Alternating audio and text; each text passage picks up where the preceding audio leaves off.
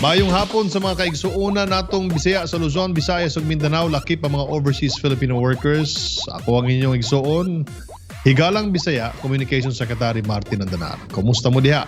Karong hapon sa Bisaya gyud atong sundan ang istorya ni Marisa Manalo Aure tubong tukuran sa Buanga del Sur na nanghangyo kanato sa Operation Tabang aron pangitao ng iyang pamilya na sobra na sa 2 ka dekada niyang wa makita. Ang paghatod nato og tabang sa mga magtutudlo og estudyante sa Kawayan Elementary School o Kibenton Integrated School sa probinsya sa Bukidnon sa atong bond paper gift project. Of course, salamat kay sa atong Bisaya gyud leader diya si George Baula. George Baula is the man diya sa Bukidnon. At gyapon makauban si OPAV Assistant Secretary Janji Gonzales para iyang iambit kanato ang mga bag-ong abli na malasakit center sa nasod. Iambit sab ni Sangguniang Kabataan Barangay Mabwa, Surigao City Chairman Martin de la Cruz ang ilang mga programa alang sa mga kabatan-unan. Ug unya, usa na pod ka Bisaya talent ang among ipaila-ila kaninyo ang bandang B Drive Sessions PH atong makauban unya sa original Bisaya music. Diri lang sa Bisaya gyud na atong madunggan sa DZXL 558 Aramen Manila, DYHP 612 Aramen Cebu, DXCC 828 Aramen Cagayan de Oro, DXBC 693 Aramen Butuan, DXRS 918 RMN Surigao. Maradyaw na hapon sa Ejo dia Surigao. Ug matan-aw sa social media platform sa RMN Facebook page ug Bisaya gyud Facebook page. Like and share na dayon ta. Magsugod ta sa mga ratsyada sa balita. Mga former rebels makuha og assistance subay sa panlantaw sa kagamhanan aron tapuson na ang local communist armed conflict ug aron pabaliko na sa katilingban ang kanhi rebelde. Anaa sa 50 ka mga benepisyaryo gikan sa Cagayan de Oro City ang nakadawat og 8,000 pesos nga financial assistance gikan sa Department of Social Welfare and Development Field Office 10. Pinaagi sa City Social Welfare and Development Office sa LGU CDO ang listahan sa mga benepisyaryo nga kanhi rebelde gipamatud-an o giendorso mga maong national government agency. Ang payout gihimo niadtong October 29 sa barangay Dan Solihon, Cagayan de Oro City. Giluwas sa Philippine Coast Guard ang 22 ka mga mangingisda o crew sa FVCA Jayron J vessel.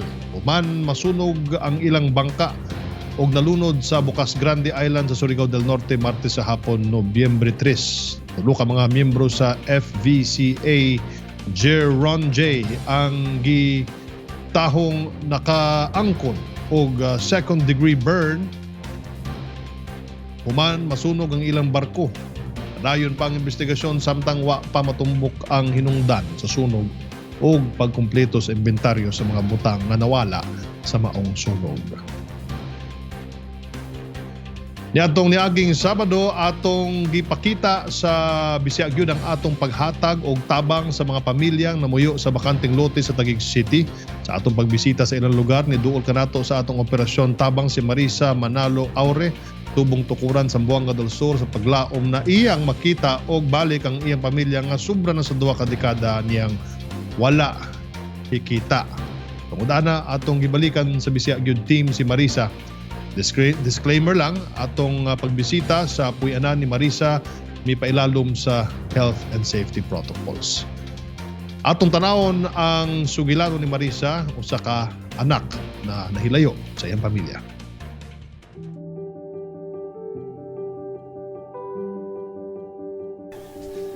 Mama, Papa, ang gusto na ko makakita sa inyo, pero wa ko'y mahimo kay wa man ko'y kwarta iplite ana de sa inyo.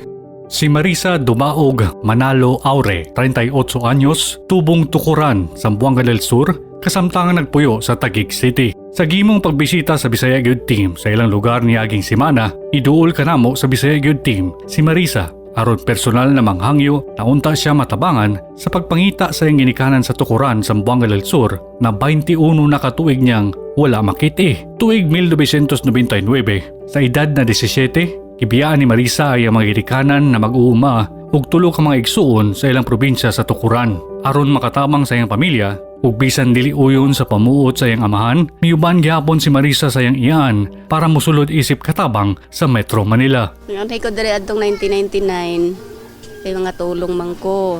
Tulo mi adto, ang mga tiyahin ko duha sila. Sobrang hirap kasi doon sa probinsya namin, yung walang-wala ka talaga. Ano sila doon magsasaka lang. Magsasaka tapos yung minsan nga lang makakain doon Kaya muog yung ni Andy ko diri ba kay minsan lang makakain. Payag man sila. Ang akong papa kadtong ni Andy ko diri naa didto sa uma. Sa uma nila ba kay dili siya musugot nga manhi ko diri. Ako rang mama.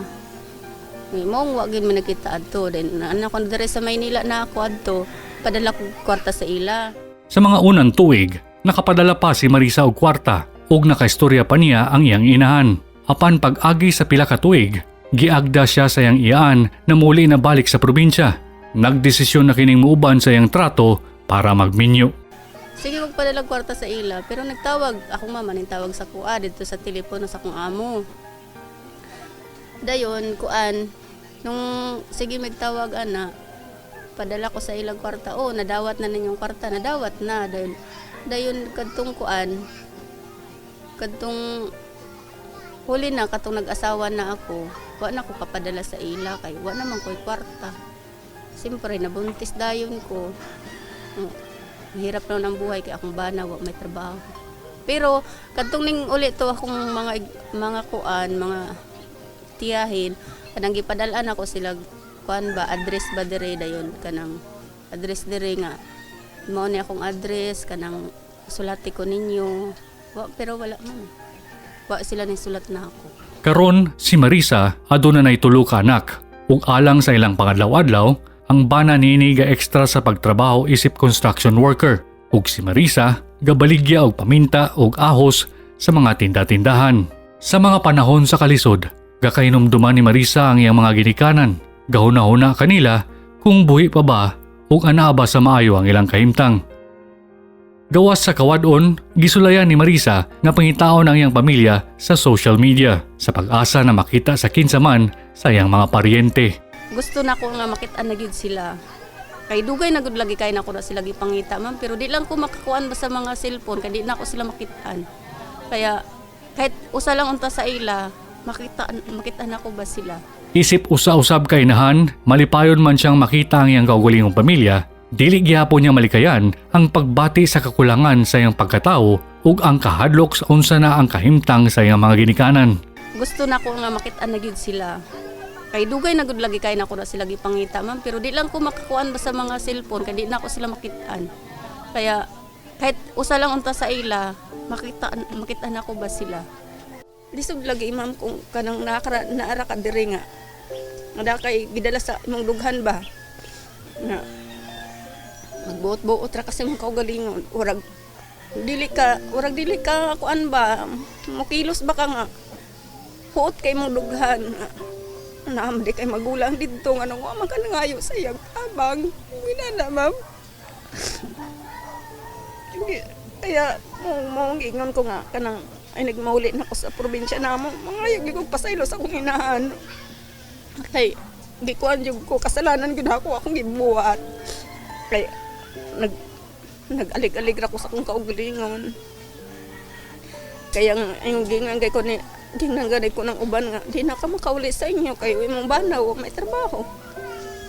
Siyempre ma'am, wala gitrabaho, may mahimo kay construction naman ang trabaho ng bana. Busa nanawagan si Marisa na makita og balik ang iyang ginikanan aron personal na makapangayo og pasaylo kanila. Lakip sa iyang mga igsuon, nagagmay pa lamang niadtong iyang gibiyaan. Ako si Marisa Manalo, yung nanay ko si Rosinda Manalo, yung tatay ko si Rogelio Manalo. Ang palayaw ng nanay ko sa probinsya namo, Sinda. Ang akong papa Bindong. Dayon akong magulang si kuan ang idhan na ako gyud kanang tarong akong kuya ra gyud nga si kuan Rogelio Manalo, balong nga iyahang palayaw didto. Mama, papa, ang gusto na ko makakita sa inyo pero wa ko'y mahimo kay wa man ko'y kwarta ipliti ana de sa inyo. Bisag unsaon ako kaning kamot diri ma'am, wala gid ko'y kwarta. Bisag ang akong trabaho kay tama lang gid ang pagkauna mo. Gusto ko makita na ako sila. Mama, papa, gusto ko makita na kamo. Pero wag yun ko mahimo.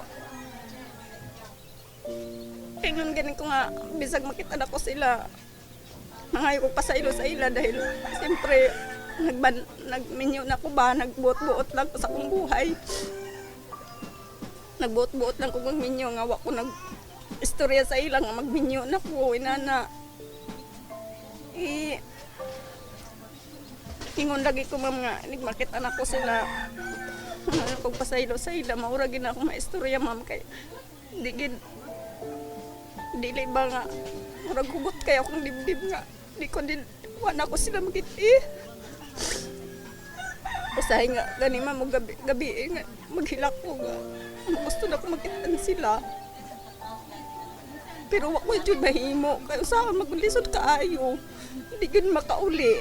Tungod niini, atong tabangan sa Bisaya gyud na makita ni Marisa dumaog Manalo Aure ug balik ang iyang pamilya sa tukuran sa Zamboanga del Sur aron na usab magkauban sila ug mapangayo na niya ang pasaylo na dugay na niyang gikumkum. Tungod ani makauban nato si Jircel Himang, Provincial Information Officer sa Dawatan ni Zamboanga del Sur Governor Victor Yu, kabahin sa panawagan ni Marisa na siya matabangan aron makit-an niya og balik ang iyang pamilya nga duwa na kadekada na kapin na wa niya nakita. Maayong hapon kanimo Sir Jircel. Mayong hapon, Sekretary, ug mayong hapon sa tigpaminaw sa programang Bisaya gyud. Among giduol sa inyong dawatan ang panawagan ni Marisa Manalo Aure na unta makit-an niya balik ang iyang pamilya na kapina sa duwa ka dekada na wa niya hikit unsa kaha nga lakang ang atong angay buhaton ani Sir Jircel. Nanakoy gihatag na sa kuha ang exact address ni Ma'am Marisa diri sa Tukuran, Zamboanga del Sur, particular sa may barangay Upper Bayaw, Purok, Bangos. No? Ato nang nahinabi ang ilahang barangay captain sa uban usab sa pagtabang sa hipi sa kapulisan sa lungsod sa Tukuran. Nakita gyud nato no personally ang kining pamilya ni Marisa nya gani ang iyang inahan ani aw ang iyang amahan ani na paron sa kasamtangan pang nagpaayo na sa balay Tambalanan at naraman sa maayong kondisyon.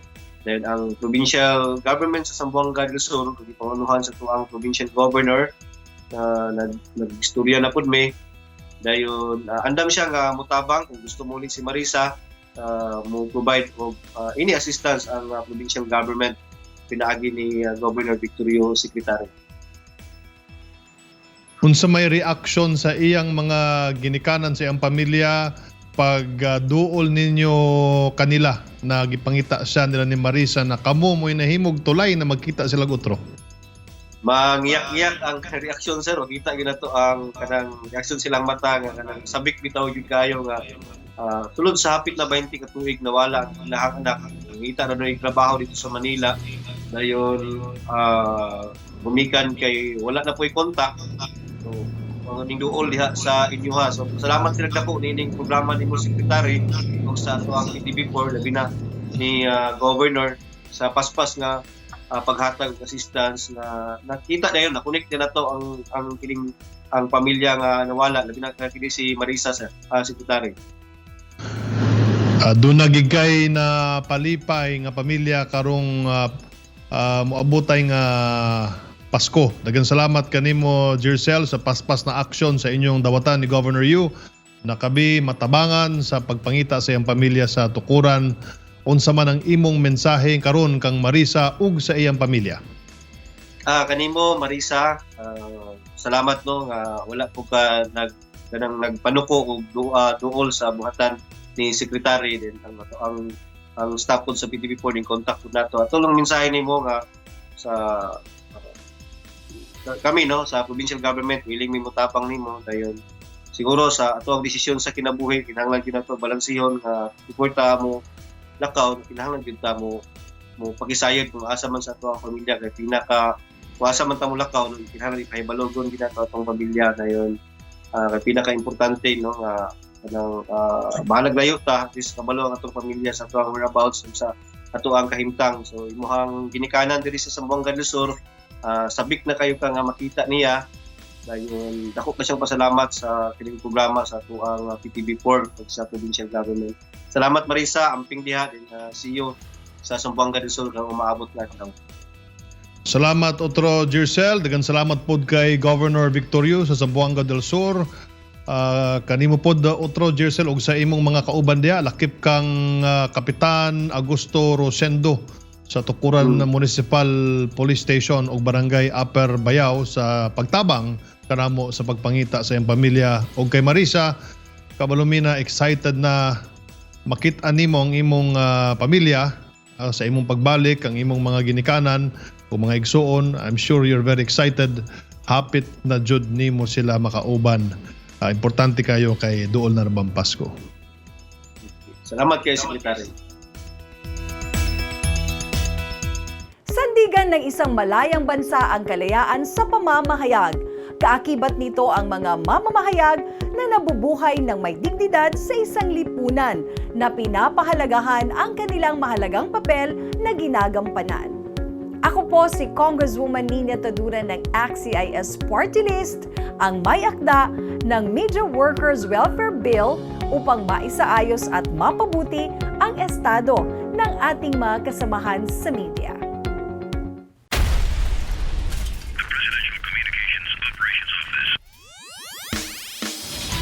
Welcome back mga higala sa Bisaya Gyud. Kini inyong higala Communications Secretary Martin Andanar.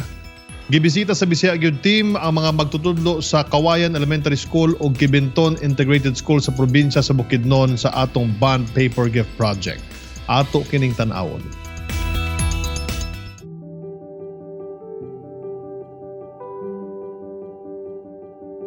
Sa atong paghatagtabang sa mga magtutudlo o estudyanteng Bisaya, giadtuan sa Bisaya Gyud Team ang probinsya sa Bukidnon.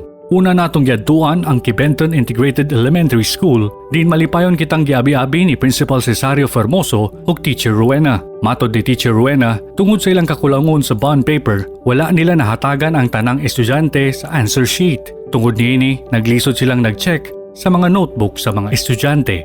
Samtang sa atong pagbisita sa Kawayan Elementary School, malipayon usab kitang gidawat ni Principal Jerry Malunas ug Teacher Jolly Katiil. Giambit ni Teacher Jolly na isip usa ka magtutudlo sa panahon sa pandemya kasamtangang nag-adapt paghihapon sa new normal tungod usab sa ilang kakulangon, labi na sa mga modules na gamiton sa ilang mga estudyante. Tungod niini, ang Bisaya Gyud Team mihatag og tabang sa mga magtutudlo sa Kibinton Integrated School ug Kawayan Elementary School ilawom gyapon sa atong bond paper gift project. Dako kay siya nga tabang nga naay nag-donate sa amua. So na maka-provide na mi og answer sheet sa mga bata para dito na sila magbutang sa ilang answer o kami pod nga teachers dili nami maglisod sa among pag-checking sa ilang mga answer. Daghan kaayong salamat sa Bisaya Gyud sa pagbisita sa amuhang tunghaan. Kami nagmalipayon nga niabot kamo kay excited kaayo mi. Sukad pa kaganihang buntag nga nagpaabot mi, excited kaayo mi nga nakadungog sa maayong balita nga kamo magbisita sa amuhang tunghaan. Dakong pasalamat usab sa atong programa, Special Assistant for Cabinet Officer for Regional Development and Security, Region 10, George Baula ug si Konsehala Jataimi Okinlay Gumban sa Impasugong Bukidnon sa atong gamay na programa para sa mga magtutudlo ug mga estudyante. Dako akong pasalamat sa Bisaya Gyud, labi na sa bond paper gift na gihatag dinhi sa eskwelahan sa Kisulon ug sa Impasugong Bukidnon. Kaning mga bond paper dako kay tabang para sa mga module sa mga estudyante nato dinhi sa Bukidnon. Salamat sa Bisaya Gyud. Hinaut unta nga tabangan pa ninyo sa uban pang mga eskwelahan na mahatagan nato og bond paper. Daghang salamat Bisaya Gyud. Daghang salamat Bisaya Gyud.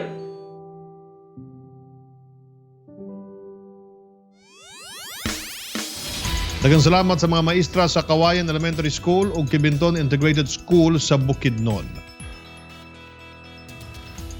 O karon si ASEC John G. Gonzales sa Office of the Presidential Assistant for the Visayas para sa Malasakit Center update. Maayong hapon kanimo, ASEC John G.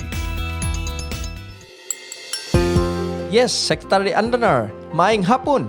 Dunay laing duha ka mga malasakit centers ang giablihan sa nasod, usa sa Visayas ug ang usa sa Mindanao. Labing bag-o nga malasakit center mao ang Malasakit Center sa Digos, Davao del Sur nga giablihan ni adtong October 26.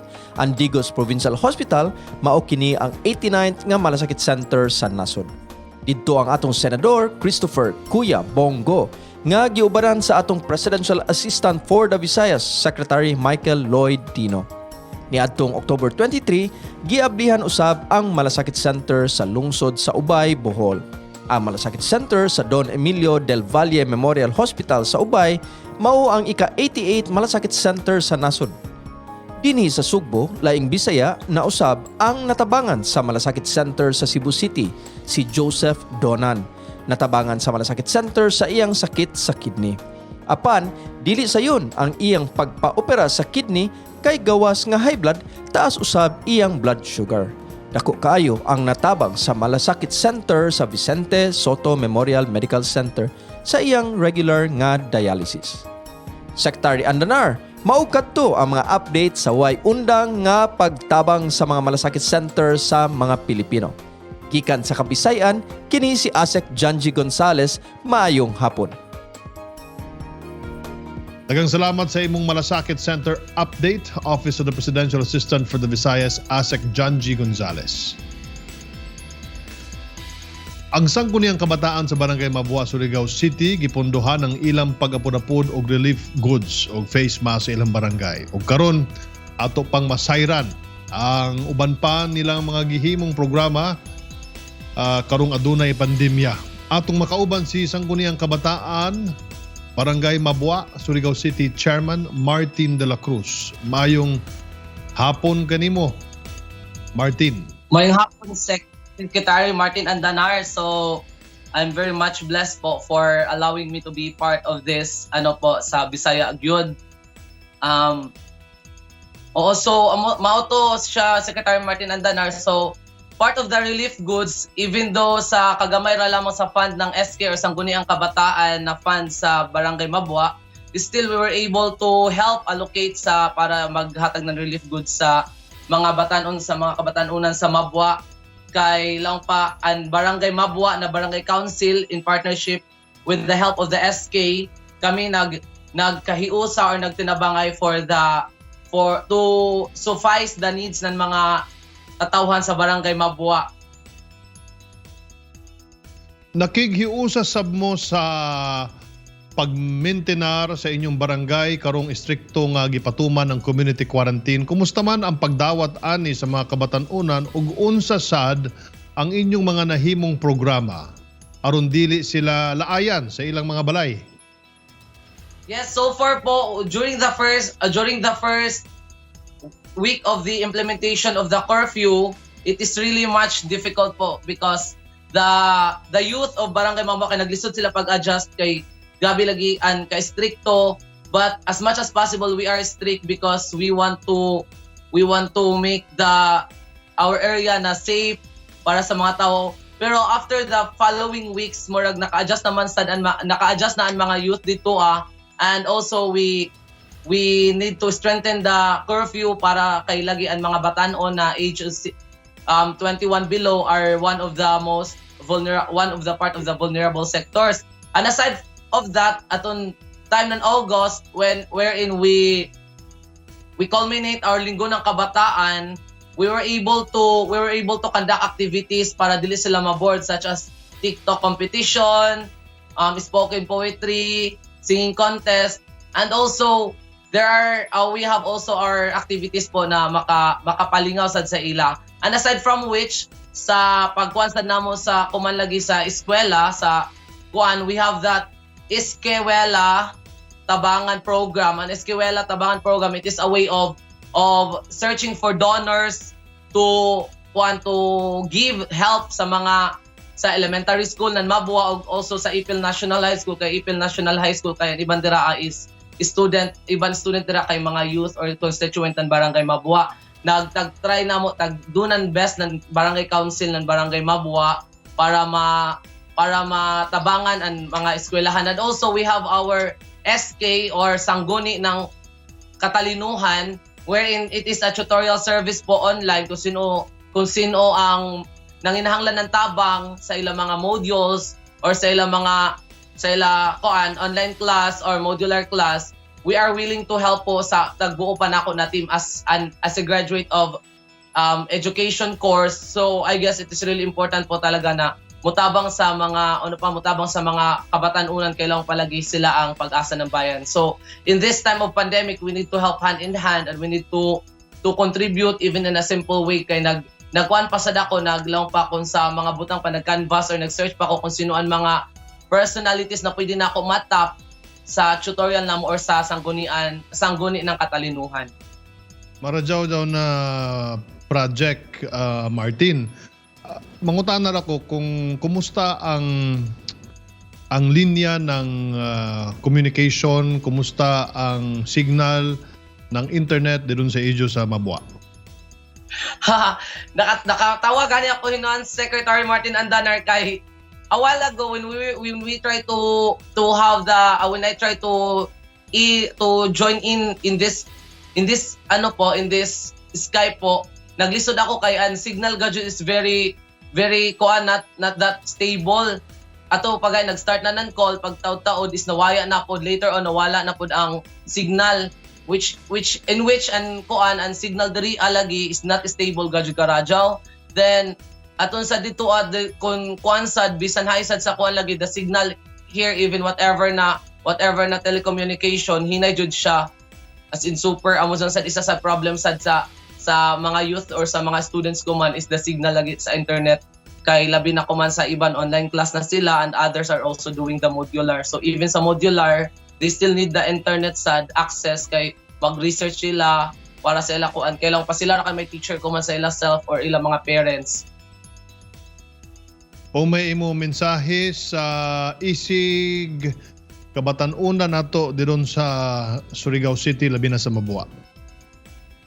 So, especially sa mga taga-Mabua ng mga kabatanunan and all over, not only sa Surigao City but all over the country or all over the world, I know na this time of pandemic we are facing a lot of adversities and challenges. However, despite of the challenges that we are facing right now, we really need to stick to the plan or we will need to stick or follow the protocols or the precautionary measures ng health organizations. So stay at home kita, and also with respect to the nato education system command, which is either modular or online, all we need to do is to strive hard kay dili ra kon ang mga teachers ang naglisod, dili ra kon ang government ang naglisod, dili ra sa kung kamo as a student ang naglisod, but kita tanan we are coping with the new normal, the so-called new normal in this during this pandemic. But all we need to do is to hold each other's hand during this pandemic.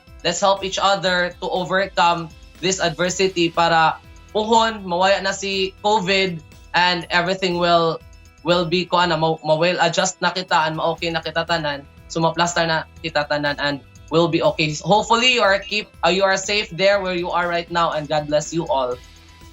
Dagan salamat sa imong oras, Sangguniang Kabataan, Barangay Chairman Mabua, Martin de la Cruz. Mabuhay ka. Thank you po. Mga igsoon na akong Bisaya, sa atong pagbalik usa ka musikang original na komposisyon sa bandang B-Drive Sessions, PH. Gikan sa probinsya sa Bukidnon ang atong mapaminaw sa pagbalik na sa Bisaya Gyud. Don't go away.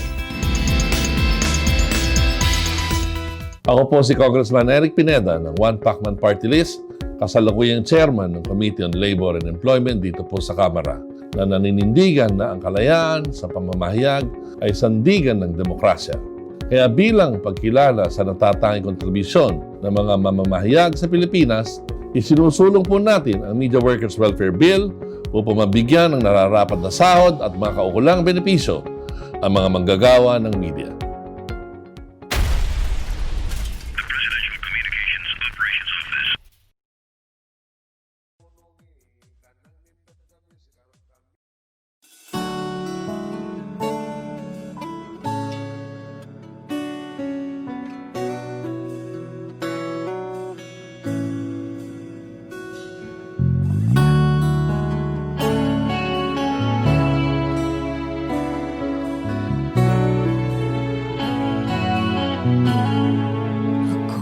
nagising mula sa paghimbing, kinagisnan ko'y di ko na mawari. Banta ng panganib sa aking paligid, takot ay di maikubli. Sa gitna ng pandemya, wala ng pag-asa.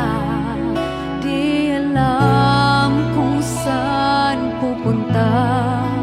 Dalangin ko'y matapos na, magbalik ang dating sigla.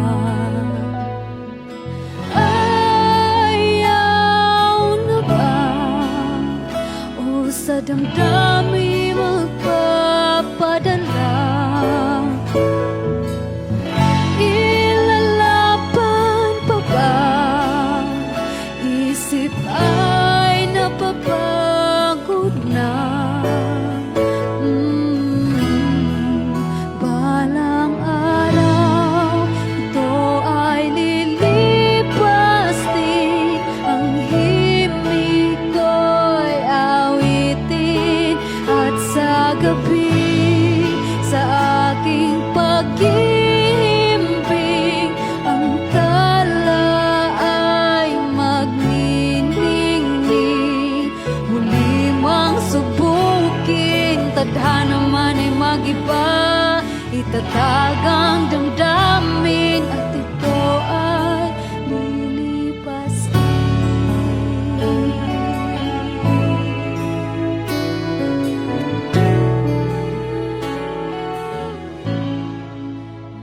Inulat na aking Nindot og tukma rum panahona ang kanta ang inyong nadunggan, lilipas din gikan sa original nga kanta sa B Drive Sessions PH. Kauban sila Zaza as lead vocalist, Justin Del Rosario as bassist, Cons Alhas as percussionist, Herlene Habiniao as pianist, o Kim John Alamilio sa guitar. Bandang ngagikan sa Bukidnon. Karong hapon atong makauban B Drive Sessions PH. Maayong hapon kaninyo. B Drive Hi po. Sessions PH. Yes, maayong hapon, and to all the listeners po and viewers of Bisaya Youth. At tsada kayo, nindot kayo ang lilipas din, no? And it's good to really see you, and finally you played an original. I did not hear that music when we saw each other in Manolo Fortich, pero tukba sa panahon. Unsa sad ang nahimo ninyong inspirasyon aning kantaha? Well, during the pandemic manggod kay mao to nga time wala gi kanang walay gigs, and so we have to resort to another venture, and yeah, we anang nagkuan mi agree mi himutag kanta, and then we ended up kana bitong inspiring ourselves, and also we strongly believe manggod sa to ang government, the leadership of our president, and kana mo everything will soon pass, mana lilipas din, marang ana lagi siya ba. So whatever the pandemic will soon pass. I like your microphone. I still remember that microphone, no? Yun sa pagsugod sa inyong banda nga B Drive Sessions PH. Yes, Secretary, lately nami acoustic band before, and we try to expand the group kanang para malahi na pud ang experience sa band. And then pag uli ni before pag uli dayon ni Cons from Manila, kanang amo din siyang push o pursue gud na ipadayon nga mag full band ni. And then yun, actually we just celebrated our first anniversary last week. Yes, and then yun.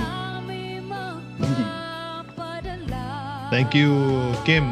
Karong panahon sa pandemya, unsa sad ang epekto ani sa inyong banda?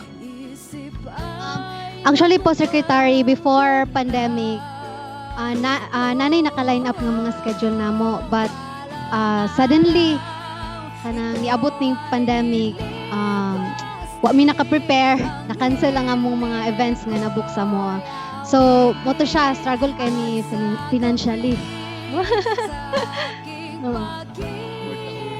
Yeah.